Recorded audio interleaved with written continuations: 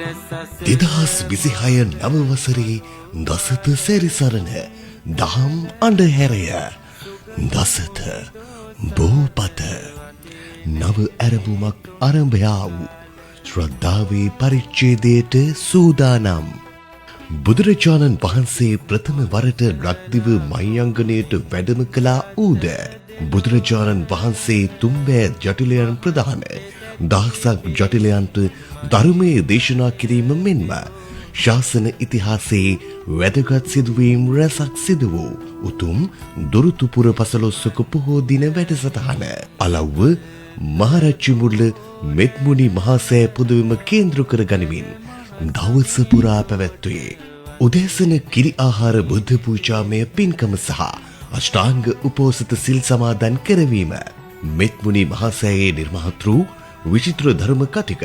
පූජ්‍ය මාතර විජයසිංහ ස්වාමින් වහන්සේ උදෑසන ධර්ම දේශනය පූජ්‍ය පුල්පිටියේ සිරිරතන ස්වාමින් වහන්සේ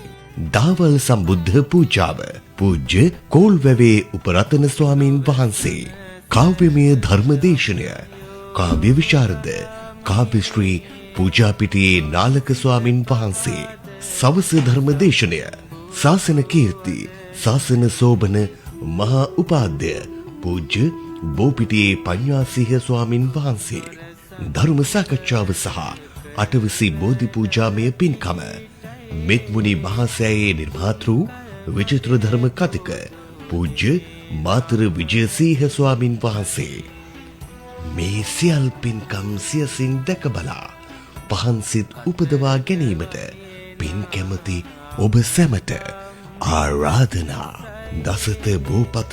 දුරුතුපුර පසළොස්වක පොහෝ දින වැඩසටහන POTV නාලිකා අංක 18 ෆ්‍රීසෙට් නාලිකා අංක 19 සහ දසත TV ඩිජිටල් අවකාශය ඔස්සේද සැදැහැති ඔබට නැරඹිය හැකියි.